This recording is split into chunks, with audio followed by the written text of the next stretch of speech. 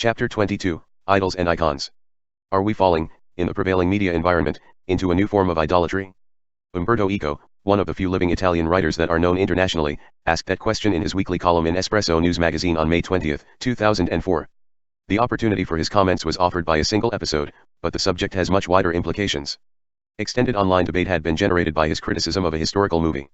A worrying fact emerged in those discussions. People weren't perceiving the difference between what was pictured in the movie and real-life facts. They were reacting as though they couldn't tell that the actors weren't the characters in the story and that they were seeing fiction, not an impossible documentary of what had happened long before any camera could record it. As a single case, this could be set aside as an unusual warping of perception. But, as Umberto Eco observed, it's a symptom of a widespread disease. One of his students commented, maybe we should revalue the iconoclasts. The debate on icon worship goes a long way back in time. In the 8th century AD, religious images were forbidden in the Byzantine Empire, while the Roman Catholic Church admitted them, as long as they don't become idolatry, which, in fact, they did and they still do, but that is benevolently tolerated as long as it doesn't interfere with doctrine. There are many earlier and later examples, in several different cultures, of opposing or accepting image worship. Modern iconoclasts are often people who use reasoning, not violence, to fight prejudice or question dogmatic truth, but there have been, and there still are, those who indulge in physically smashing or burning idols or whatever they think symbolizes something that they don't like. It was Mel Gibson's gory movie, The Passion of the Christ. But the problem, as we see it here, doesn't relate to that or any other specific case.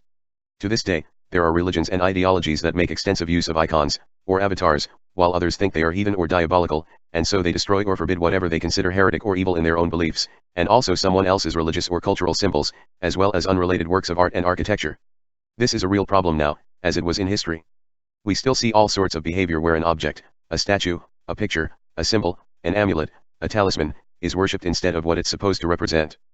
But there is another syndrome that is worth considering, even when religion, or a variety of superstitions, isn't involved. Umberto Eco suggests careful consideration of modern man's attitude towards the media environment, that is no longer seen as the accurate or distorted representation of things, but as the thing itself. That is the secular form that idolatry takes today. So reality fades or disappears, it's replaced by fiction. This problem is quite complicated, it deserves a few pages of additional comment. Only a few of the things that exist or are happening can be perceived directly. And even when we see with our own eyes we can't always understand the meaning of what we think we are seeing. There is always large margin of interpretation, and for a large part of the things that we think we know we depend on what someone else is telling us. It would be complicated to get into the subtleties of gnoseology or epistemology, but the problem of knowing and understanding is crucial in all philosophies, as well as in basic psychology. The plain fact in daily life is that we need to understand what things are, or what is happening, beyond the appearances and the different, often contrasting, ways in which we receive news or information. With the constant risk of misunderstanding, or confusing representation or reporting with actual facts. It is, anyhow, a serious problem that our perceptions are influenced by habit, prejudice, clichés, and banality. And that there is a homogenization of the dominating culture, where stupid or irrelevant ideas can prevail for no good reason, other than the fact that they are repeated too often. But that images replace facts is an added distortion. There has always been, long before there were debates and conflicts on iconography, a confusion of image and reality. A picture of a buffalo on a cave wall was a work of art, also a magic ritual and a totem. But no cave dweller confused the image with the living animal that was out there, within reach, as a threat or a prey. Now the situation is very different. Not only because we see everyday things that are happening in remote places or that, anyhow, we can't verify directly. Even in a system where there is a lot of information or representation that we can't verify, there are tactile and environmental perceptions that help us to tell the difference. When we read a book or a newspaper, it's physically obvious that printed words are a means of knowing what someone has written. If there are pictures, we have a clear perception that they aren't the real thing. When we go to the theater or to the movies, there is a material separation of the audience from the actors on the stage or on the screen.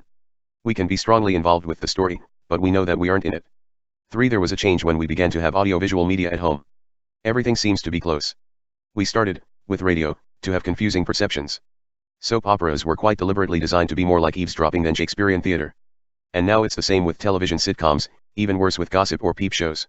In the case reported by Umberto Eco, people were confused while they were looking at a movie, or remembering what they had seen. This appears to indicate that the reality fiction misperception can go so deep as to confuse people even in those circumstances. Radio reporters did all they could to make us feel that we are there. People were encouraged to call radio stations to discuss their personal problems or ask all sorts of questions, though only a few were involved, that added to a feeling of closeness. Now neighborhood stations have a smaller share of the audience, but dialogue with listeners, real or fake, continues to be part of the radio environment. And there was, of course, the famous story of Orson Welles' radio adaptation, in 1938, of Herbert George Wells's novel The War of the Worlds. Many listeners believed that there was an actual Martian invasion. Several were terrified, some fled their homes. A real world war was in the making, but the aggressors didn't come from Mars. Obviously it's even more so with television.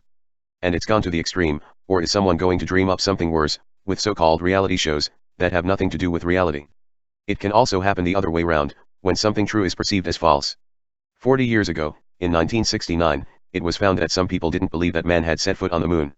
Television reporting of the moon landing was, necessarily, a mixture of direct viewing and simulation. This caused perceptive confusion. Especially with underprivileged, or otherwise hostile, people, there was a feeling that it was propaganda and what they were showing was a fake. Even if we aren't overwhelmed by idolatry, totally reversing being and appearing, we constantly run the risk of distorted perceptions that make us believe the unbelievable or disbelieve the obvious. It may be necessary explain, at this point, that I have no grudge or prejudice against television. It can be used well and, when it is, it's a wonderful means of information and entertainment. Though it has been around for half a century, we have seen only the beginning of its development. Technical opportunities that have existed for years, but are only marginally used, could open the way for considerable innovation, with more selective and flexible programming. But it's a fact that television is the biggest single source of warped perception, with image prevailing over reality. And that is a particularly serious disease for those, unfortunately large, parts of the population that scarcely use other media. Our perceptive system is instinctively capable of handling metaphoric representation. A flat picture, 10 inches high, on a screen, is decoded as a full-size, flesh and blood person. Close-ups, typical of television syntax, help to enhance that perception. 5. Television language is often construed so as to make us feel that those people are with us, or we are where we see them.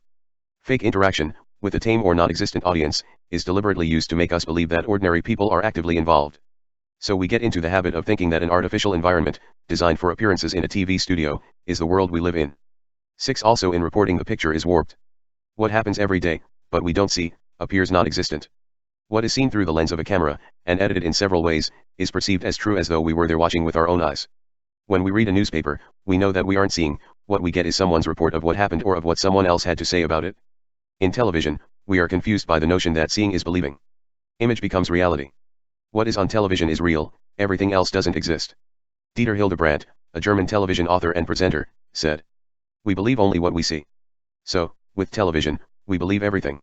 Some people think that it got worse when television changed from black and white to color. It could be actually true. In a New Yorker cartoon, many years ago, a man was under the rain replacing a flat tire. His child son was looking at him through the car's window. And the father was saying, "No, we can't change channel." Icons becoming real isn't a new notion. It's been part of legend, folklore, and literature since the beginning of human history. The myth of Pygmalion, the picture of Dorian Gray, the golem, Don One Stone Guest, the legend of Slappy Hooper, etc.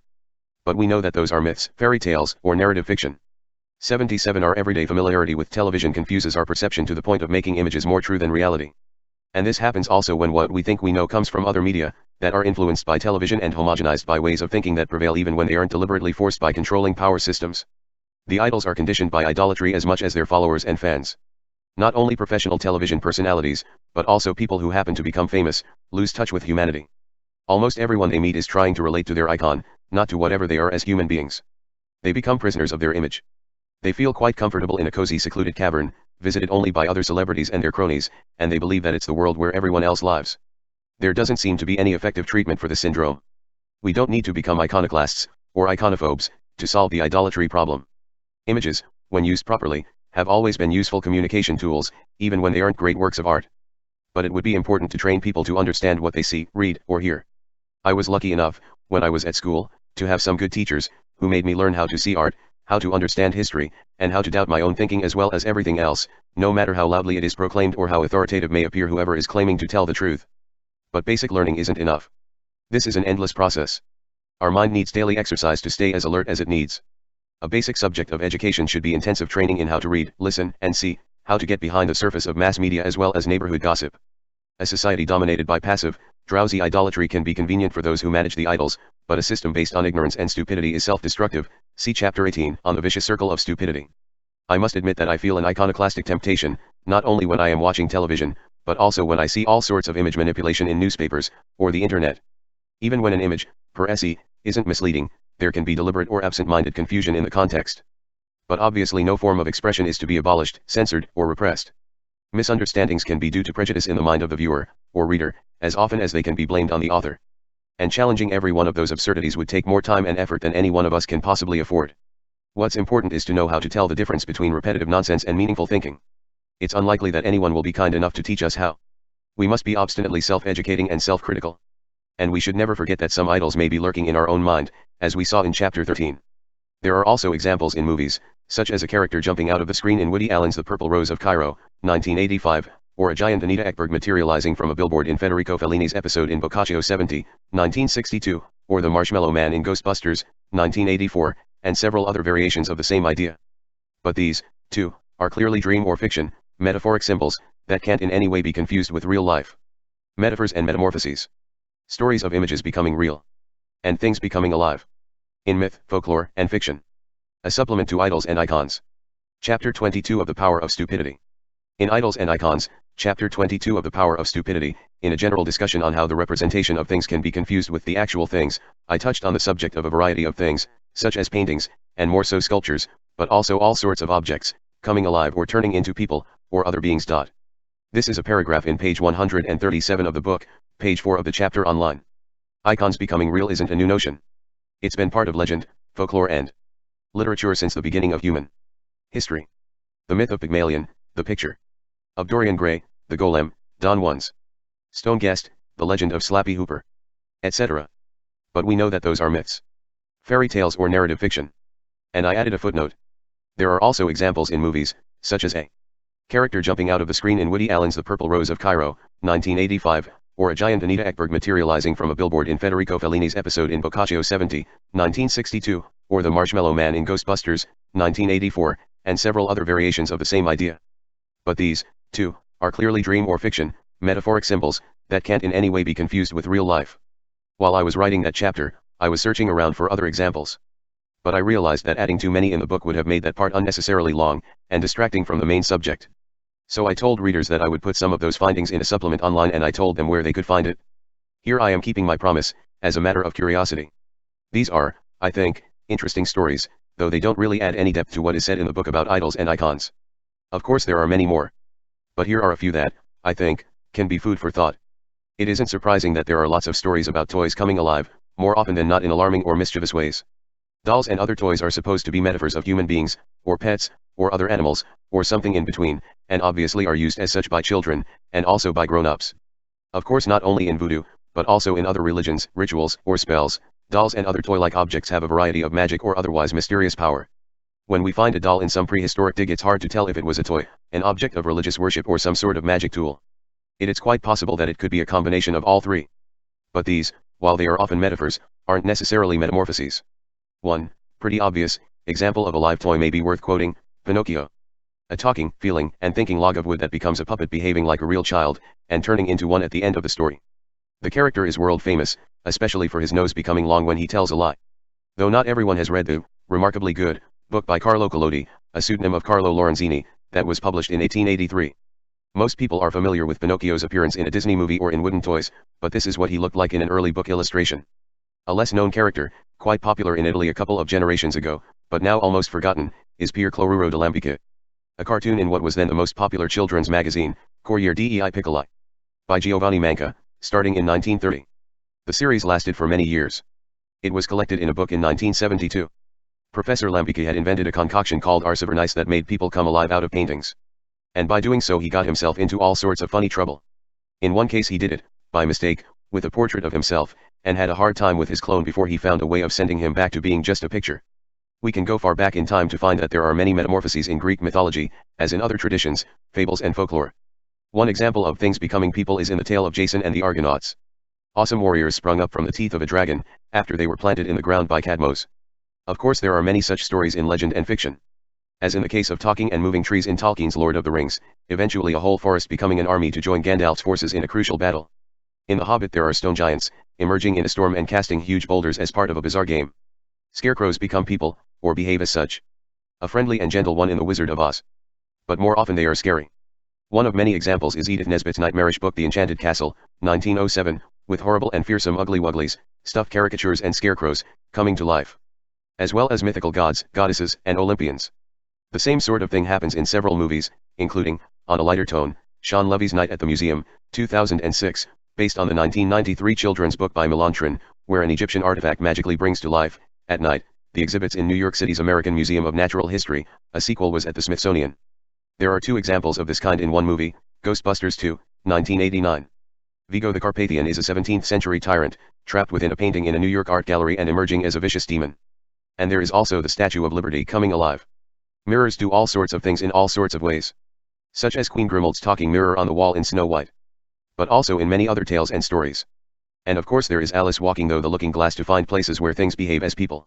At the end of Lewis Carroll's Alice in Wonderland she barely escapes, by waking up, from being beheaded by order of a cruel Queen of Cards.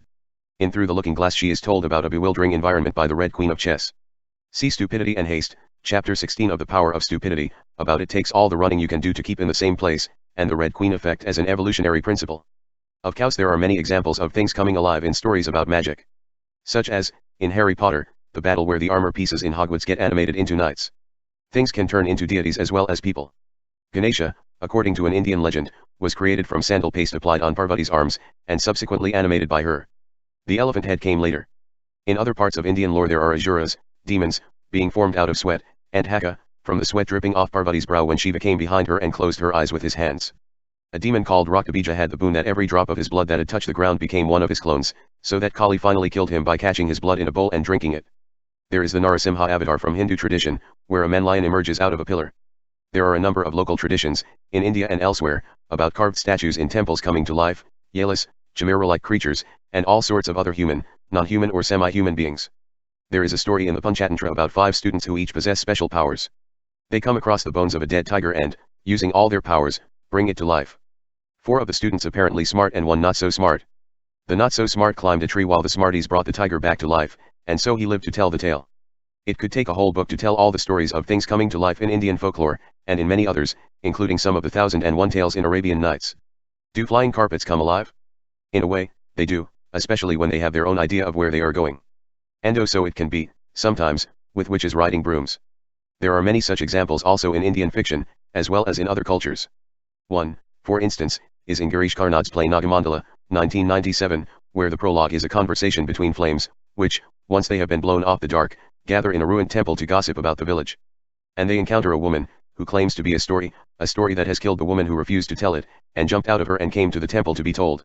Darkness itself turns into a being, behaving like a person, in Terry Pratchett's Thud, a Discworld novel, 2005.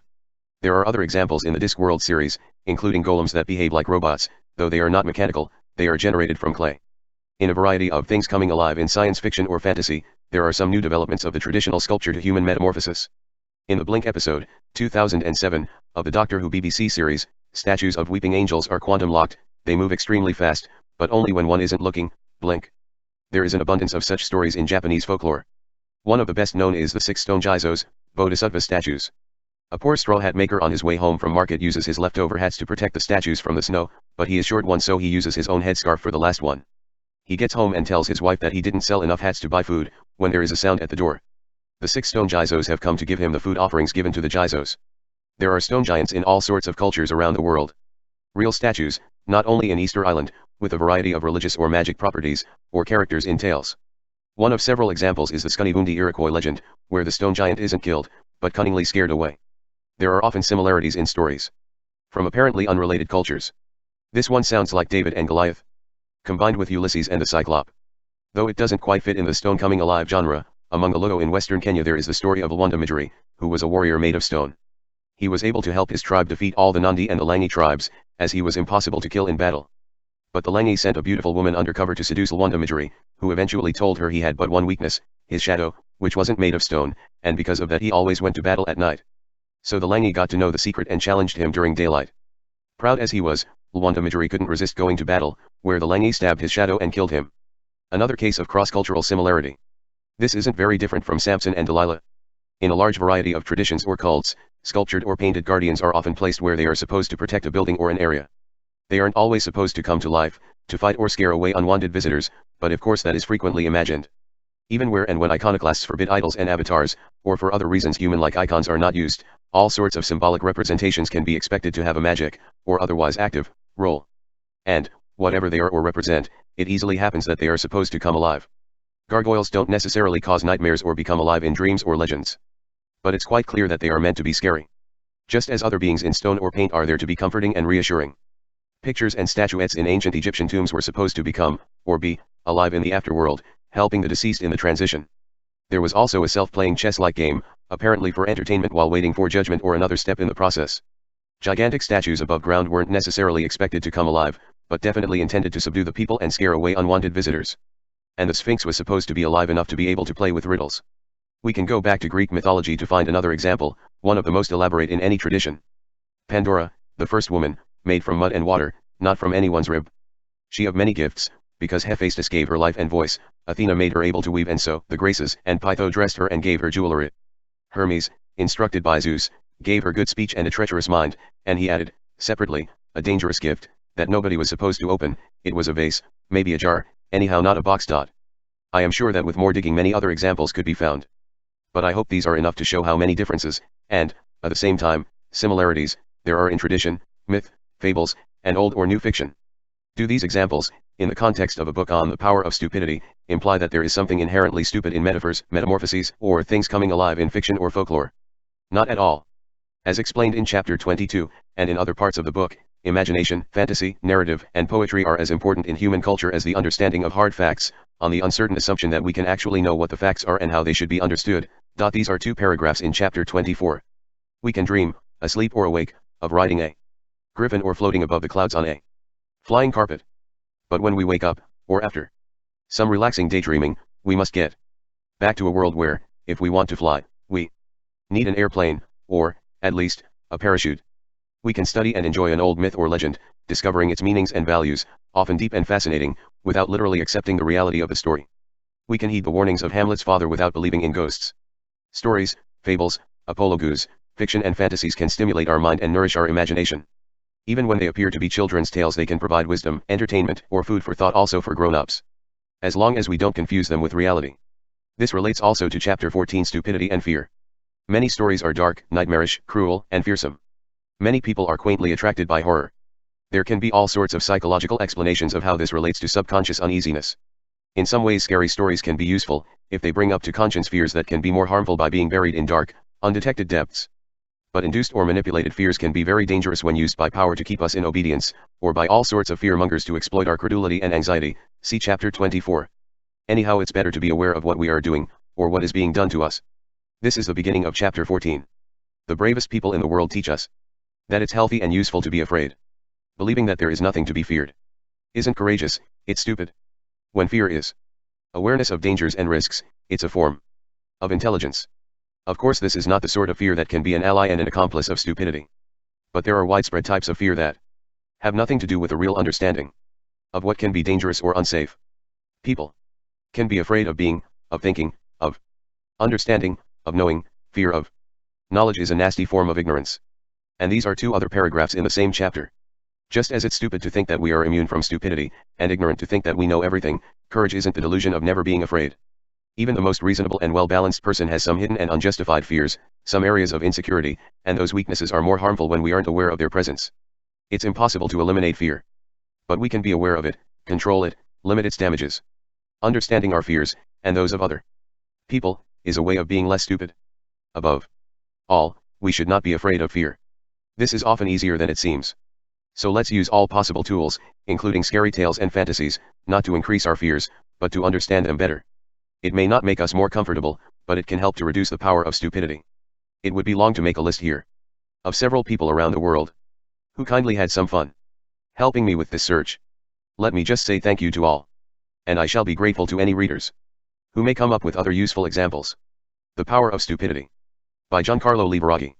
In this PDF there are 2 chapters on subjects that are obviously related, though they are not the same. Chapter 23, The Power of Obscurantism. His is a difficult word, and a tricky subject. Over the years, I've been asked several times to look into the stupidity of obscurantism and superstition. They can be seen as 2 ways of looking at the same problem, but I think it's better to deal with them separately, in this chapter and in the next. What do we mean when we discuss obscurantism or enlightenment? Often it's as simple as it's meaningless. Whatever someone believes is enlightening, everyone else's way of thinking is dark, wrong, or evil, or both. This can be the tool, or the origin, of all sorts of conflicts, ranging from maybe small, but insidious, misunderstanding to enormous, long-lasting, and tragic persecution. The contrast and the struggle, between the light of knowledge and the darkness of repression, have existed in all stages of human evolution, since the origin of our species. A complex and turbulent conflict that can be defined in many ways, but is basically the same at all times and in all cultures. The arrogance of Prometheus or the risk of Pandora. The effort of Sisyphus or the thread of the Sphinx. All sorts of different myths and symbols, in every kind of human tradition, that may seem remote or removed, but reflect a reality that is as true today as it has ever been.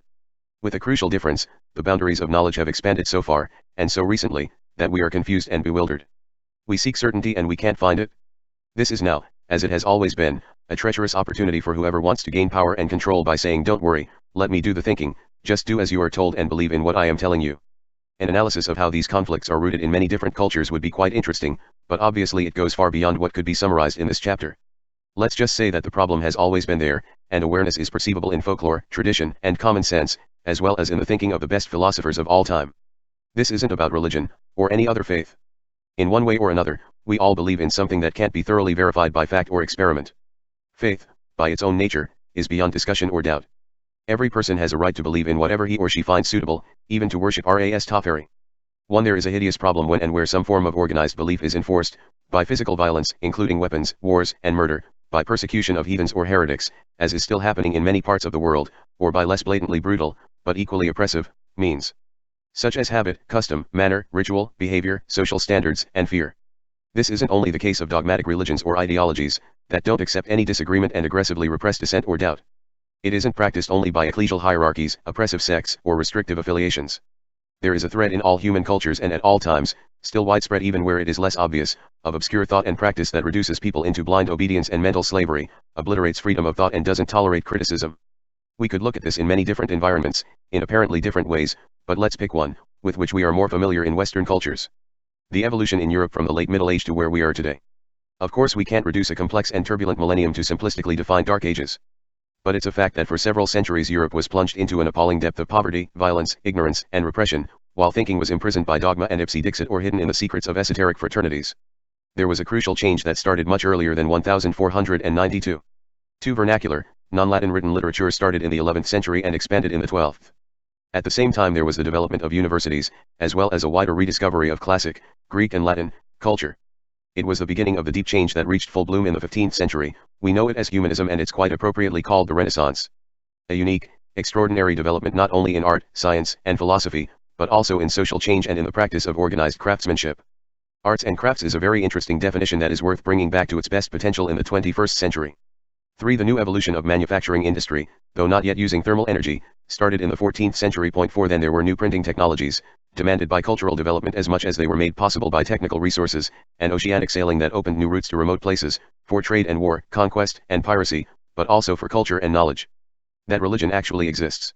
It's called Rastafarian, or Rasta, in Jamaica. The Messiah in that cult is Ras Tafari, Haile Selassie, Negus Neg Hesti, King of Kings, Emperor of Ethiopia from 1930 to 1974. There is also a pseudo-religion called Pastafarian, with a spaghetti god. Of course it's a joke, though it's carefully constructed to have the appearances of what could be formally defined as a church. Some of the best historians believe that the modern age didn't start with Columbus crossing the Atlantic Ocean, but with the bankruptcy of the Peruzzi and Bardi Bank in Florence in 1343, caused by default and refusal of debt by the King of England, that marked the end of medieval economy and the strengthening of national states. Other, and earlier, dates can be reasonably chosen, pointing to the fact that change was developing in the 13th and 14th century and had started in the 11th and 12th. It's no coincidence that now we are feeling the need for a Leonardo attitude, or the Da Vinci Man. It wasn't just the genius of one person.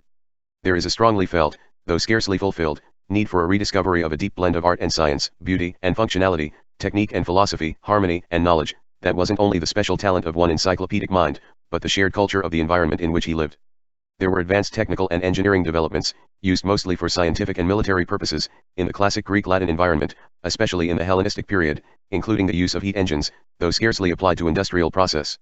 They were forgotten for 1,000 years, and some discovered recently. See the Archimedes computer in Note 1, page 113. And then there was Illuminism, the Enlightenment, that appeared to be the final victory of reason, liberté égale fraternité, humanity at last and forever freed from prejudice, ignorance, and oppression. 5. So, where are we now? After the social conflicts of the 19th century, mixed with high hopes of progress defeating obscurantism, and after the scientific success and political catastrophes of the 20th, are we getting close to the age of enlightenment? Obviously not, and in several ways it's getting worse. We are drowning, again, in superstition. Believing in tricky numbers or lucky charms or unreliable forecasting would be relatively harmless entertainment if we didn't see so many people hopelessly ruined by gambling. And this, of course, includes the stock exchange. Equally absurd criteria are applied in all sorts of other circumstances. Believing in astrology could be just another silly game, but it's taken far too seriously by too many people, And, in several supposedly civilized countries, it's grotesquely supported by major media, including mainstream television and several newspapers and magazines that are supposed to be reliable. We shall get back to this in chapter 24, also looking into the appalling proliferation of soothsayers, wizards, sorcerers, necromancers, prophets, sects, pseudoscientists, etc., and abominable healers promising to cure all sorts of diseases. John Kenneth Galbraith used to say, the only function of economic forecasting is to make astrology look respectable. But some things are predictable, if we know how to look at them in the right perspective. I have no way of knowing in what shape the world economy will be when this book will be read in coming months, or years. But it's pretty clear that the expanding and contagious disease of speculative maneuvering could have been easily diagnosed 20 or 30 years ago, nothing was done to bring it under control, and eventually the manipulators were caught in their own trap. So great is the power of stupidity. Obscurantism isn't only in the most obvious superstitions. There are all sorts of beliefs that have no base in reality. Or maybe they were meaningful when they started, but they no longer make any sense, while we continue with habits though we have forgotten their origin. And to those of tradition new prejudices are being added. Some may be relatively harmless, though they are, in any case, confusing, but several are quite dangerous. We are horrified by reading of murders and suicides caused by satanic cults or other perverse rituals, but we don't always realize how many beliefs and delusions can lead to all sorts of persecution, suffering, violence and repression. The progress of science is bewildering. It's been less than a century since we discovered that not only the Copernican concept is correct beyond any reasonable doubt, but the size of the universe is enormously larger than we had ever been able to imagine.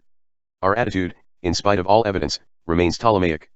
Our point of view, though we know that it isn't so, sets the Earth as the center, and even when we try to understand what is happening on our planet our perceptions are often subjective and unbalanced. See chapter 21 on problems of perspective.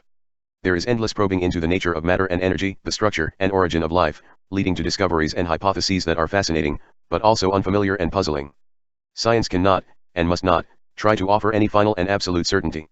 It must be open to new explorations that can change and revise all theories. Though this is known as the French Revolution, Illuministic ideas were brewing also in other European countries. And they were formalized, earlier than in any other place, in the rebellious colonies that became the United States of America. See chapter 10 on the stupidity of power, 18 on the vicious circle of stupidity and 22 on idols and icons. This is the beauty and the strength of our quest for knowledge. But it constantly challenges our habits and our assumptions. It's comfortable to believe, to rest on cozy commonplace. It's intriguing, but distressing, to learn, to look beyond the edge of our restricted horizon. John Updike said, astronomy is what we have now instead of theology.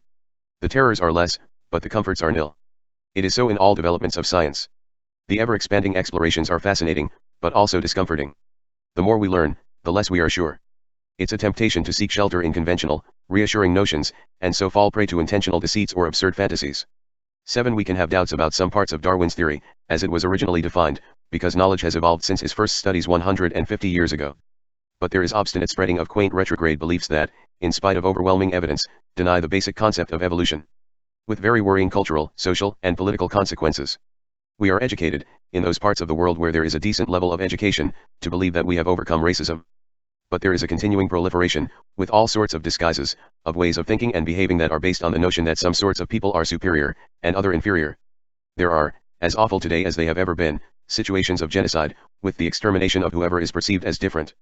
When and where it isn't organized murder, it's slavery, persecution, exploitation, famine, disease, and inhuman conditions, not only in, apparently, remote places, but also in some parts of so-called advanced economies and cultures.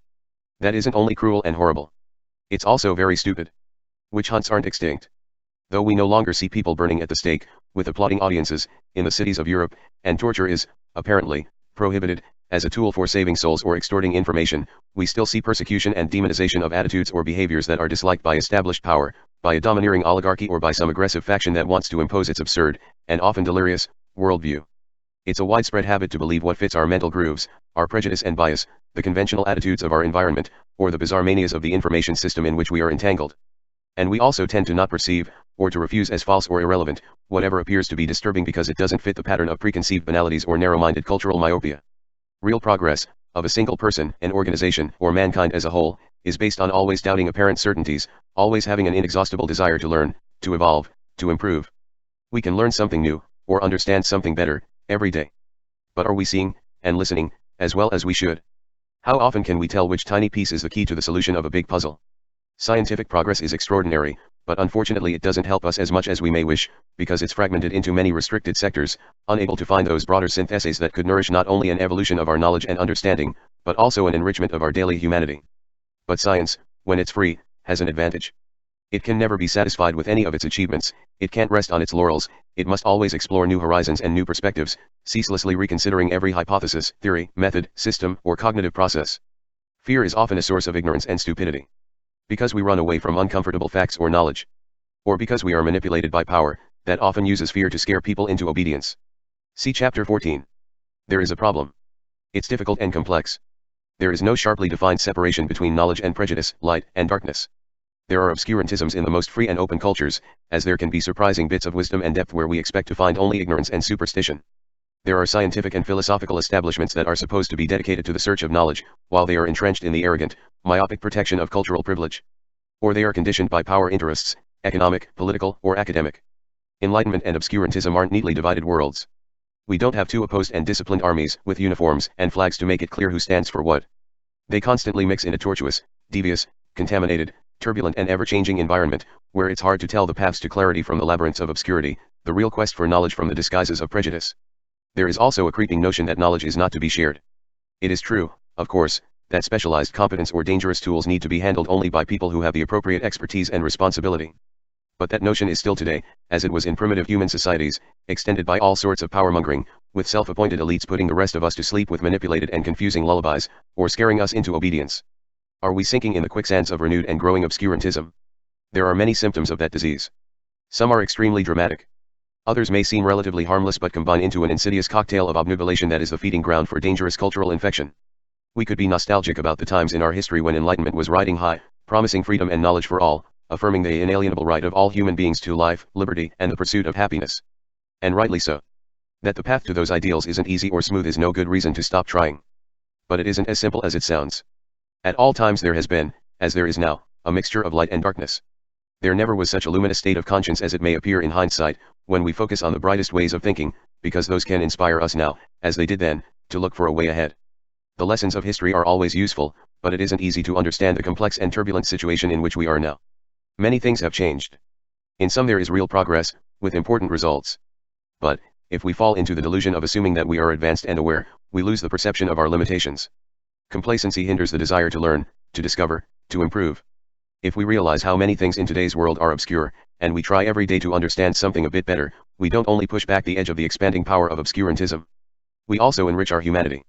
It isn't easy to find a little spot of light in the darkness, like a far-off beacon in the night. But, when it happens, it's a very pleasant experience. Chapter 24, Stupidity and Superstition. We generally agree that superstition is stupid. And, like stupidity, sometimes it's just silly, while in many ways it can be dangerous. But it isn't easy to understand what it is, because it's a vague, uncertain definition. It can be very subjective. What one person, or culture, sees as a foolish superstition can be something that others want to believe. And all people, of course, must be free to believe in whatever they choose. It has happened in all cultures, at all times, that something was labeled as superstition, myth, or witchcraft, and only later understood as progress in science and knowledge. And vice versa. We may believe that now we are more enlightened, but things of that sort are still happening. And we may have tomorrow unexpected scientific validation of something that we are perceiving as a quaint theory. To get to the core of the subject we must stay away, as we did in Chapter 23, from consideration of faith, religious, political, ideological, or of any other sort. Though the separating line is often uncomfortably thin. One can, for instance, be a true Christian without believing in the miraculous power of a relic, a token or an image, the countless apparitions of angels, saints or devils, and the proliferation of weeping or bleeding statues and simulacra. Just as many people can believe in such things without having any deep religious faith. In another perspective, it can be exaggerated to label as superstition some small fetish, that sometimes is a harmless habit also for non-credulous people, such as touching wood, or whatever is considered lucky, without believing that it really matters. For instance, in sailing there are omens and auspices that nobody really believes, though it's quite often avoided, if only jokingly, to unnecessarily invoke bad luck. One of these is that green is an unlucky color, when it isn't a semaphore, a position light or part of a flag.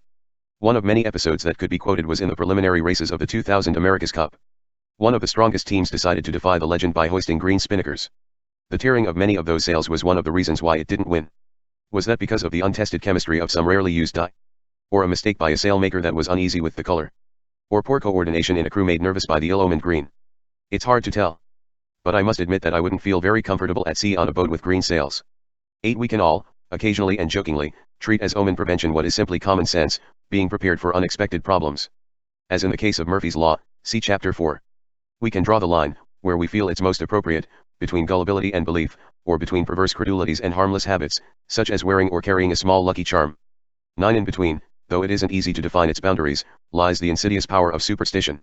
Years later, in the 2007 America's Cup selections in Valencia, the superstition was effectively dispelled by the good performance of the Spanish team with a green hull. But an obstinate believer in the bad spell could argue that, in spite of some lucky episodes, they didn't get to the finals. And after that event the whole America's Cup organization was plagued by bickering, polemic, and intrigue, to the point of making its survival uncertain. This, sometimes, can actually work, but it doesn't need to be magic. Wearing or touching something that reminds us of somebody, or in any way gives us a pleasant feeling, can improve our state of mind, reduce tension, make us more relaxed, comfortable and aware. It's quite surprising to discover that people, who are not foolish or ignorant, can believe bizarre absurdities without even trying to understand which may have been the origin of habits, fears, or prejudices. With a bit of research we can find that walking under a ladder may have had esoteric meanings, but it was, and still may be, dangerous if someone working on top of the ladder drops a tool.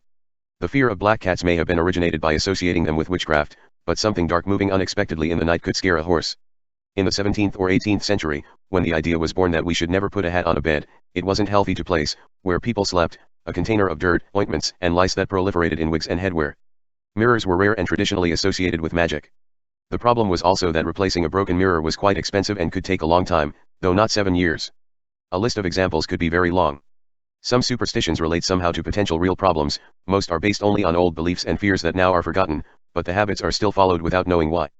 They are not as harmless as some may seem. If we fall into the habit, even in small things, of believing the unbelievable, we can slide into dangerous delusions. We can hurt ourselves, or the people we care for, by using, for illness or other problems, the wrong remedy or protection. We can become prisoners of behaviors that go beyond the limits of harmless little whims and become haunting obsessions. It's made even worse by exploitation. Superstitions are often the tool of those who use them to gain power and influence over others. To steal some money, or to cause much greater damage. Such as exploiting disease, pain, unhappiness, or fear to offer bad remedies or unlikely luck, and so make things much worse for people who are already in trouble. There is also a perplexing behavior of mainstream media in too many countries. They publish horoscopes, and report prophecies, rarely going back, after the fact, to find that whatever was predicted didn't happen. They offer much more space than they deserve to soothsayers, healers, wizards, and necromancers. They insouciantly report that someone belongs to this or that astrological sign, etc. 10. The excuse is clumsy. If that is what people want, that we must give them. That's ridiculous. Media can be popular, amusing, relaxing, without spreading false beliefs. There is no proof whatsoever that a newspaper or a magazine ever lost readers, or a television show viewers, by staying away from superstition. And even if they had to get into those subjects, a touch of irony and humor would help to put them in the right perspective. In a not-so-remote past astronomy and astrology were relatively close. If anyone assumed that astronomical events could have an influence on human affairs, which, of course, is possible, the way of trying to guess was based on astronomy as it was perceived. Now we know that even Copernicus had a very limited perception of the universe and the movements of planets and stars. If anyone really wanted to look into possible relations between human events and outer space, they should do so by starting from scratch in a completely different perspective. It may be too much, and probably counterproductive, to put a warning on horoscopes, and other wizard rise, like the ones on cigarette packs, scientifically meaningless and may cause mental disorientation. But it would help if mainstream information didn't continue to support all sorts of prejudice, and so spin the vicious circle of stupidity, see Chapter 18. Even scientific information is distorted. As in the case of the new CERN particle accelerator supposedly causing the Earth to be swallowed by a black hole in October 2008, when the system wasn't even tested for any application, as confirmed by the fact that it needed re-engineering to become functional several months later. This is only one of many such absurdities. One of the unfortunate effects of misinformation is that it makes people skeptical about dangers that can be real. Of course, astrology is only one of many examples. There are all sorts of things that we are in the habit of believing, or that we like to believe for a variety of reasons, from the desire to be comforted to the fear of what we don't understand, see Chapter 14. The remedy isn't a hypothetical, and often debatable, absolute rationality. Emotions, feelings, intuitions, imagination are essential for the completeness and balance of human nature. They are as necessary in the development of knowledge as the methodic use of reason.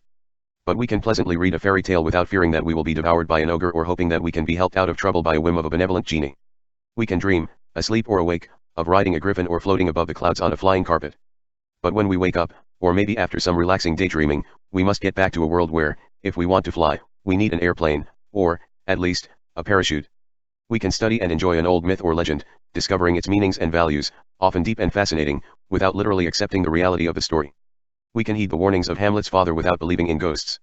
11. Difficult as it may be to draw the line between bewildering possibilities and ridiculous beliefs, or to separate harmless habits from mischievous delusions, the fact remains that superstition is a dangerous form of stupidity. We can be tricked by hucksters who steal our money, or, much worse, we can be exploited and enslaved. And even when nobody else is trying to deceive us, we can hurt ourselves for all sorts of absurd reasons. A particular form of obnubilation is called fundamentalism. We are aware of its extreme consequences in crime and violence, oppression and slavery, murder and exploitation, war and genocide. But it's lurking in many other ways. Not only in religion or ideology. There is fundamentalism in politics, sports, society, economy, corporations, professions, all sorts of groups and communities, even in family feuds and neighborhood conflicts. It can also be called integralism, dogmatism, absolutism, extremism, fanaticism, and of course it relates to obscurantism and superstition. In this era, that we hoped would be a time of civilization and freedom, enlightening and awareness, there is an awful resurgence of intolerance. Not only in remote places or repressive cultures, but also close to home, wherever we are. We can be fans without being fanatics, enjoy spectator sports without becoming hooligans, disagree without fighting, have fun without humiliating or hurting anyone, etc. But we are still living in a dark eclipse of good sense and civility. One more proof of the fact that stupidity can hide in all sorts of disguises and prevail in many insidious ways.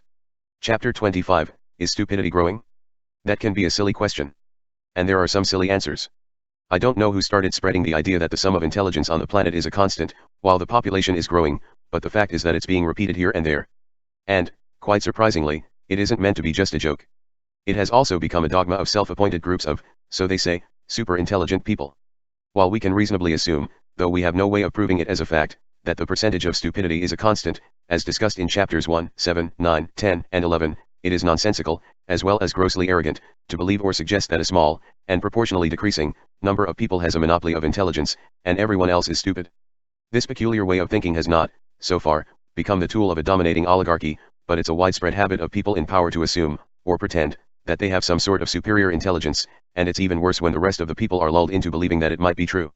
In Cyril Kornbluth's science fiction story The Marching Morons, 1951, a sleazy character is unfrozen from cryogenic storage in a future populated by a vast majority of idiots. He becomes a leader of the intelligent minority. When faced with the problem of moron overpopulation, he sets up a network of tour operators offering wonderful holidays on Venus and embarking masses of inferior people on ships to be lost in space. At the end of the story he becomes a victim of his own scheme. It's unlikely that we are heading for any such future, but we are facing some very serious problems caused by human stupidity. It is just as silly to ask if human intelligence is growing, though some so-called scientific studies say that it is. We have no reliable way of measuring or comparing intelligence. This isn't just because there is no clear definition of what it is, and IQ standards are questionable, if not totally meaningless. Even if we had a reliable and comparable yardstick, that we don't have, no such analysis is wide enough, by length of time, number of people and variety of culture, to be more than a fruitless academic exercise or a subjective and vague opinion. So can we set all this aside as pointless? Not quite. It's worth some comment. Anthropology, in one way or another, defines intelligence as a characteristic of a human being. But, even before we chose the arrogant definition sapiens to separate our species from other humanoids, there have always been doubts about the actual sapience of our kin, and our ability to understand, learn, and improve. We made it worse when we doubled the definition, calling sapiens our particular breed, as separate from other humans who, as far as we can tell by tracing their behavior, weren't necessarily more stupid than we are. It's a fact that science, especially in the last 4 centuries, and even more so in recent years, has largely expanded the frontiers of knowledge. It's as fascinating as it is bewildering. Our perceptions are potentially more advanced than they have ever been, but perspectives are often biased. It's hard to tell if, when and how this is making us more intelligent, or more confused, and therefore more stupid. On the other hand, large and small events confirm, every day, the dismal effects of human stupidity. Many problems are going from bad to worse. But what we may perceive as the good old times wasn't as good as nostalgia, sometimes, is dreaming. Simplistic as this is, it's reasonably practical to assume that we are as stupid as we have ever been. The sheer fact that our species has, so far, survived and expanded, in spite of its appalling mistakes, proves that we are not completely stupid. But it's painfully obvious that our resources aren't good enough for the state of evolution in which we are now. The problem is in the environment. The number of people has increased much faster than it ever did in past history. Wider and faster transport and communication have made us more invasive, while we haven't had the time, or the vision, to adjust to these circumstances. Human development has always changed the environment. But, as long as people were few and far apart, when resources were exploited, destroyed, or poisoned, they could just move to somewhere else. Now we can no longer depend on such nearsighted behavior. Getting into the details of those studies would be as boring as it is irrelevant. It's pretty obvious that if we try to measure what was a level of intelligence by criteria based on today's environment, we will automatically find that the average was lower. As the criteria are basically influenced by educational standards, ironically a country with a higher level of literacy 10 or 20 years ago has a relatively poor improvement score. Such ridiculous mistakes have actually happened. Of course there are problems of cultural environment that are as serious as the physical state of the thin layer on the surface of our planet that is the world where we live. Some people are nostalgic about stupidity. 30 years ago an ironic, but seriously critical, Italian writer, Leonardo Sciascia, wrote, "A sort of melancholy and regret seizes us every time we meet a sophisticated, adulterated idiot. Oh, the nice fools of yestertime. Genuine, natural. Like homemade bread." Strangely enough, there are other writers, in recent years, saying the same sort of thing. Of course they are joking, but there is a fairly widespread feeling that stupidity is becoming more devious. This isn't really changing, it has always been so. But the abundance of information is making it more obvious. It's becoming obsessively irritating that we are so often inundated by a growing tide of arrogant stupidity. 400 years earlier, Michel de Montaigne had summarized the problem quite clearly. Nobody is exempt from saying stupid things, the harm is to do it presumptuously. There is nothing new in the abundance of presumptuous idiots.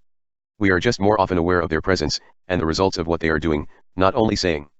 Confusing cunning with intelligence, chapter 17, is another way of multiplying the power of stupidity. As Francis Bacon said, there is nothing more damaging to a country than shrewd people passing themselves off as being intelligent. It's even worse when this delusion is shared on a large scale. There is a real danger that so frequent evidence of how people who are supposed to be bright and wise are awfully stupid can lead us to resignation and selfishness. But it doesn't work. The tide of stupidity will catch up with our little raft no matter where we think it's drifting. The appalling size of globalized stupidity is particularly obnoxious in the case of problems that were quite obvious, but were allowed to grow, and now are so entangled that it's much more difficult to find a solution, as explained in chapter 3. The most visible, but not the only one, is the financial crisis, that was a serious and easily diagnosed infection 20 years ago, but was allowed, actually encouraged, to spread until it became a catastrophic epidemic. It will take years to understand if the world's leaders and opinion makers will be able to learn from this experience or will again do more of the same. Or, maybe, plunge into some other disastrous blunder. In Nero su Nero, 1979. Included in Au Pair, Bompiani, 1989. For some interesting comments on glorified stupidity by another bright Italian writer, Ennio Flaiano. The pompous ass, of course, has always been a well-known character, as we learn from comedy and tragedy, history and irony, thousands of years ago. But the fast contact that we now have with remote environments, while it's basically an interesting and stimulating resource, can make it more difficult to tell the difference between meaningful culture and unfamiliar nonsense. For lack of any better criterion, let's stay with the simple postulate that the stupidity factor is a constant in humankind. So human stupidity is growing because there are more of us. And, just as infectious diseases and destructive pests travel on airplanes, the contagion of stupidity rides the fast waves of worldwide communication. In other words, we are not becoming more, or less, stupid, but the power of stupidity is increasing. The problem is in the vastness of the consequences, that has never been so large, and in the speed of their multiplication. We can't uproot stupidity. But, the more we understand it, the closer we can get to reducing its impact. And that is what this book is all about. 26. Stupidity isn't harmless. Though I am always trying, as best I can, to avoid the influence of personal bias, I must admit that I was quite surprised when I bumped into the notion that stupidity can be perceived as harmless. My belief has always been that it's quite dangerous, and so it's seen by practically everyone I know, as well as in comments by readers. Maybe people who think that way never read this book, or stop after a few pages, as soon as they realize that it isn't just a collection of funny anecdotes. Then, one day, I was reading a book by Ennio Flaiano, a bright Italian writer who never published any specific work on stupidity, but was quite aware of the problem. And I found that he was arguing against someone else believing that we shouldn't worry, because it does no harm. Stupid people, that character said, are so stupid that they never achieve anything, good or bad, so it's enough to ignore them or to laugh about their miseries. So I started thinking about it and looking around, and, much to my dismay, I realized that this can be a serious problem. Probably a reason why stupidity is so poorly studied or understood is that too many people think it's irrelevant. Or believe that it's a blessing in disguise for non-stupid people who can have an advantage, or even deliberately exploit it, as we saw in chapter 17 on stupidity and cunning. It can be actually comforting to contemplate other people's stupidity. When we see, or hear about, someone who is, or appears to be, more stupid than we are, that makes us feel clever. This is probably why so many people enjoy gossip, that I generally find boring, and some, often silly, bestsellers are about the human weaknesses of the famous, the rich, the powerful, and whoever else is envied or admired. I am not aware of any survey trying to measure how many people think that stupidity is harmless, or dangerous, and why. If it existed, I wouldn't trust it, because I know how surveys work. 1. So let's forget numbers and stay with the fact that such attitudes are more widely shared than it would be reasonable to expect. As far as I can see, this isn't a clearly defined perception in anyone's mind. Most people simply don't think about it. And, though they don't consciously think about that, either, they believe that the fool is always someone else. I am not trying to say that whoever ignores the problem is necessarily stupid. But he or she is, to say the least, absent-minded, and, by ignoring the problem, unwittingly helps to make it worse. Seneca used to say, sometimes it's pleasant to be stupid. Maybe he was right, but we shouldn't make it a habit. This is explained very well in Darrell Huff's brilliant book, How to Lie with Statistics. I am pleased that I was asked to add some comments in the Italian edition that was published by Monti and Ambrosini in 2007. In Flaiano's observations there is an additional comment. I must explain, he says, that stupidity can be attractive, we can even say that it's comforting. So it happens that the most foolish books are those that most attract us, that most tempt us and overcome our defenses. Daily experience leads us to believe that stupidity is the perfect, originary state of man, who seizes every opportunity to return to that happy condition. Intelligence is an added layer, later superimposed, and only to that original status of the spirit we are driven by gravity and convenience. So stupidity isn't only perceived as harmless, it can also be restful and comfortable. Unfortunately there is some truth in this observation. There is inertia, almost connivance, that helps to increase the mischievous power of stupidity. Ennio Flaiano goes on to say that there is only one relieving thought. It is generally believed that fools so solidarise. They don't. Nobody hates a fool more than another fool. If they did. That doesn't really help. It may be true that stupid people don't deliberately solidarise, or aren't aware of how they aggregate, because they don't know that they are stupid. But it's a fact that stupidity is contagious. And, as the infected people aren't aware of their disease, it's very difficult to control the epidemic. In a later article Flaiano observed that stupidity has made enormous progress. It's a sun so shining that we can no longer look at it directly. Thanks to communication media, it's no longer the same, it's nourished by other myths, it sells extremely well, it has ridiculed good sense and it's spreading its terrifying power. 3 That was 40 years ago. Things aren't getting any better.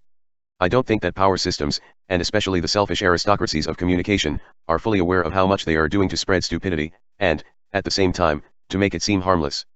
They are dominated by the arrogant and naive assumption that they have a monopoly of intelligence and therefore they can, or must, treat everybody else as stupid. They don't understand that, by doing so, they increase the already overwhelming power of stupidity. See chapter 18 on this vicious circle. In a way, this is quite funny. But it's no joke. Humor and irony, especially self-irony, can be effective remedies against stupidity. As long as we don't forget that it's a serious and dangerous problem and we can't understand it by just laughing about it. This comment by Ennio Flaiano is in La Sagezza di Pickwick, one of the articles in Diario Notturno published by Bompiani in 1956. I am translating from the 1994 Adelphi edition, page 100. 3 Corriere della Sera, March 15, 1969. Published in La Solitudine del Satiro, Adelphi, 1996, page 310. On the other hand, we shouldn't be scared. Mischievous as it is, stupidity isn't a devouring monster. We can, indeed we should, feel at war against its invasion. But we are not going to win by being belligerent. See chapter 28 Embarrassing or Obsessive. As Sun Tzu explained in The Art of War, it's better to prevail in another way. To win 100 battles is not supreme excellence. Supreme excellence is to defeat the enemy without fighting. While we can't hope for a total and final victory against stupidity, there is a lot of ground that we can gain by understanding it. Quotations. These are some of the quotations included in chapter 27, in other parts of The Power of Stupidity and in related articles. To avoid any hierarchy they are in alphabetical order. Human beings, who are almost unique in having the ability to learn from the experience of others, are also remarkable for their apparent disinclination to do so. Douglas Adams. There is no such thing as an underestimate of average intelligence. Henry Adams. Scientists will eventually stop flailing around with solar power and focus their efforts on harnessing the only truly unlimited source of energy on the planet, stupidity. Scott Adams. The culture industry not so much adapts to the reactions of its customers as it counterfeits them. Theodore Adorno. The wise man doubts often, and changes his mind. The fool is obstinate, and doubts not, he knows all things but his own ignorance. Akhenaten. I happen to feel that the degree of a person's intelligence is directly reflected by the number of conflicting attitudes she can bring to bear on the same topic. Lisa Althor. If we cannot define stupidity, at least we can trace most human misfortunes and weaknesses to it. Its manifestations are legion, its symptoms are endless. Richard Armour. When people thought the earth was flat, they were wrong. When people thought the earth was spherical, they were wrong. But if you think that thinking the earth is spherical is just as wrong as thinking the earth is flat, then your view is wronger than both of them put together. Isaac Asimov. If a man will begin with certainties, he shall end in doubt, but if he will be content to begin with doubts, he shall end in certainties. Francis Bacon. You grow up the day you have your first real laugh at yourself. Ethel Barrymore. I read the newspaper avidly. It is my one form of continuous fiction. Aneurin Bevan. The world turns and the candle burns and the blind lead the blind. A BIM song prediction is very difficult, especially about the future. Niels Bohr. However big the fool, there is always a bigger fool to admire him. Nicholas Boileau. In politics stupidity is not a handicap. Napoleon Bonaparte. Every time you think television has hit its lowest ebb, a new program comes along to make you wonder where you thought the ebb was. Art Buchwald. Freedom of the press is perhaps the one that has suffered the most from the decline of the idea of liberty. Albert Camus. A large section of the intelligentsia seems wholly devoid of intelligence. Gilbert Keith Chesterton. There is no opinion so stupid that it can't be expressed by some philosopher. Marcus Tullius Cicero. Always and inevitably everyone underestimates the number of stupid individuals in circulation. Carlo Cipolla. Learning without thought is labor lost, thought without learning is perilous. Confucius: it is not enough to have a good mind, the main thing is to use it well. René Descartes: we keep moving forward, opening new doors, and doing new things, because we're curious and curiosity keeps leading us down new paths. Walt Disney: man is stupid, phenomenally stupid. Fyodor Dostoevsky: the number of fools is infinite.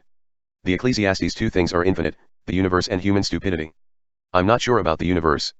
Albert Einstein: it is better to keep your mouth closed and let people think you are a fool than to open it and remove all doubt. Attributed to George Eliot, Samuel Johnson, Abraham Lincoln, Mark Twain, and several others. Where is the wisdom we have lost in knowledge? Where is the knowledge we have lost in information?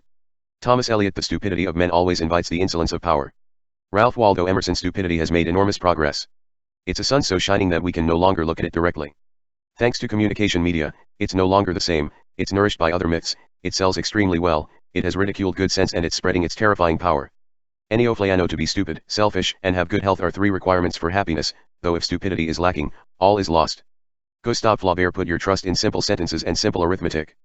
Mistrust four-syllable words and continuous reports of tranquility. Paul Foley: the dumbest people I know are those who know it all. Malcolm Forbes: if a million people believe a foolish thing, it is still a foolish thing. Anatole France: half the world is composed of people who have something to say and can't, the other half who have nothing to say and keep on saying it. Robert Frost: doubt is the father of invention. Galileo Galilei: the greatest intelligence is the one that suffers most from its own limitations.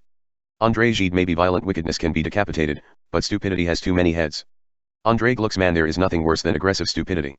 Johann Goethe: stupid is as stupid does. Forrest Gump, by Winston Groom: what experience and history teaches this, that people and governments never have learned anything from history, or acted on principles. Friedrich Hegel: there are more fools in the world than there are people. Heinrich Heine: never attribute to malice that which can be adequately explained by stupidity. Never underestimate the power of human stupidity. Robert Heinlein Rush: that most exciting perversion of life, the necessity of accomplishing something in less time than should be truly allowed for its doing. Ernest Hemingway: we believe only what we see. So, with television, we believe everything. Dieter Hildebrandt: television has done much for psychiatry, by spreading information about it as well as contributing to the need for it. Alfred Hitchcock: genius may have its limitations, but stupidity is not thus handicapped. Elbert Hubbard: when men are most sure and arrogant they are commonly most mistaken. David Hume: at least two-thirds of our miseries spring from human stupidity, human malice, and those great motivators and justifiers of malice and stupidity, idealism, dogmatism and proselytizing zeal on behalf of religious or political idols. Aldous Huxley: curiosity is one of the permanent and certain characteristics of a vigorous intelligence. Samuel Johnson: nothing in all the world is more dangerous than sincere ignorance and conscientious stupidity. Martin Luther King: everything you read in newspapers is absolutely true, except for that rare story of which you happen to have first-hand knowledge. Erwin Knoll: stupidity comes from having an answer to everything. Wisdom comes from having a question for everything. Milan Kundera: all the brains in the world are powerless against the sort of stupidity that is in fashion. Jean de La Fontaine: creativity is the sudden cessation of stupidity. Edwin Land: simplicity is the ultimate sophistication. Leonardo da Vinci: it's so simple to be wise. Just think of something stupid to say and say the opposite. Sam Levinson: being intelligent is not a felony. But most societies evaluate it as at least a misdemeanor. Lazarus Long, a character in novels by Robert Heinlein: the first method for estimating the intelligence of a ruler is to look at the men he has around him. Niccolo Machiavelli: nobody is exempt from saying stupid things, the harm is to do it presumptuously.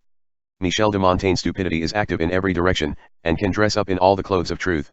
Truth, on the other hand, has for every occasion only one dress and one path, and is always at a disadvantage. Robert Musil: we are drowning in information but starved for knowledge. John Naisbitt: the love of power is the demon of mankind. Friedrich Nietzsche: entities are not to be multiplied beyond necessity. William Occam: Occam's razor, simplicity, very rare in our age. Publius Ovidius Naso: Ovid, I would have written a shorter letter, but I didn't have the time. Blaise Pascal: stupidity can easily be proved the supreme social evil. Walter Pitkin: science has not yet taught us if madness is or is not the sublimity of intelligence. Edgar Allan Poe: the intelligence of the creature known as a crowd is the square root of the number of people in it. Terry Pratchett: like many intellectuals, he was incapable of saying a simple thing in a simple way. Marcel Proust: if you want to avoid seeing an idiot, break the mirror. François Rabelais: neither a pathology nor an index as such of moral default, stupidity is nonetheless linked to the most dangerous failures of human endeavor. Avidal Ronell: the trouble with the world is that the stupid are cocksure and the intelligent are full of doubt. Bertrand Russell: the fool doth think himself wise, but the wise man knows himself to be a fool. William Shakespeare: a fashion is nothing but an induced epidemic. George Bernard Shaw: a sort of melancholy and regret seizes us every time we meet a sophisticated, adulterated idiot. Oh, the nice fools of yestertime. Genuine, natural. Like homemade bread. Leonardo Sciascia: the more I know that I don't know. Socrates: the world supports a multi-million-dollar industry of intelligence and ability research, but it devotes virtually nothing to determine why this intelligence is squandered by engaging in amazing, breathtaking acts of stupidity. Robert Sternberg: there is no greatness where there is not simplicity. Leo Tolstoy: it ain't what you don't know that gets you into trouble, it's what you know for sure that just ain't so. Mark Twain, doubt is uncomfortable, certainty is ridiculous. Voltaire, stupidity is an incongruity inherent in life. Humans have developed, expanded, and promoted it. James Wells, there is no sin except stupidity. Oscar Wilde, a philosopher always finds more grass to feed upon in the valleys of stupidity than on the arid heights of intelligence. Ludwig Wittgenstein, some scientists claim that hydrogen, because it is so plentiful, is the basic building block of the universe. I dispute that. I say there is more stupidity than hydrogen, and that is the basic building block of the universe. Frank Zappa.